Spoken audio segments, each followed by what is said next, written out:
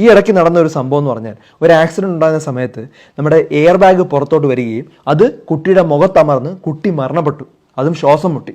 ഒന്ന് ആലോചിച്ച് നോക്കിയാൽ ആ മാതാപിതാക്കളുടെ അവസ്ഥ. അപ്പോൾ നിങ്ങൾ മനസ്സിലാക്കേണ്ടത് ബാക്കിയുള്ള രാജ്യങ്ങളിലെല്ലാം വളരെ സ്ട്രിക്റ്റ് ആയിട്ടുള്ള റൂളുണ്ട്. 12 വയസ്സ് വരെ കുട്ടികളെ ഫ്രണ്ടിലിരുത്തി യാത്ര ചെയ്യരുത്.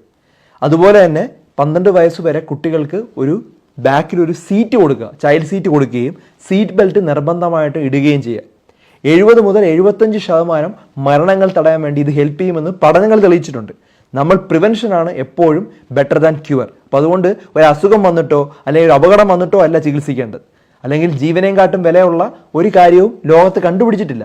നമ്മുടെ ജീവനും നമ്മുടെ ഹെൽത്തിനുമുള്ള വില നമുക്ക് വേറെ ഒന്നിനും കണ്ടെത്തിയിട്ടില്ല. ഒരു ഹാബിറ്റ് ആക്കുക. പുറവശത്ത് ഇരുന്നാൽ പോലും സീറ്റ് ബെൽറ്റ് ഇടുന്നത് ഒരു ശീലമാക്കുക.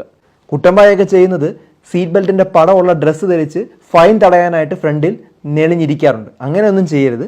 കൃത്യമായ രീതിയിൽ സീറ്റ് ബെൽറ്റ് ധരിക്കുകയും കുട്ടികളെ 12 വയസ്സ് വരെ പുറകുവശത്ത് സീറ്റിൽ ഇരുത്തുകയും അവർക്ക് ചൈൽഡ് സീറ്റ് കൊടുത്ത് അത് സീറ്റ് ബെൽറ്റ് കൊണ്ട് ഉറപ്പിക്കുകയും ചെയ്യുക. പല മരണങ്ങളും നമുക്ക് തടയാനായിട്ട് പറ്റും. ധാരാളം ആളുകളുടെ അറിവിലേക്ക് ഇത് ഷെയർ ചെയ്ത് കൊടുക്കുക.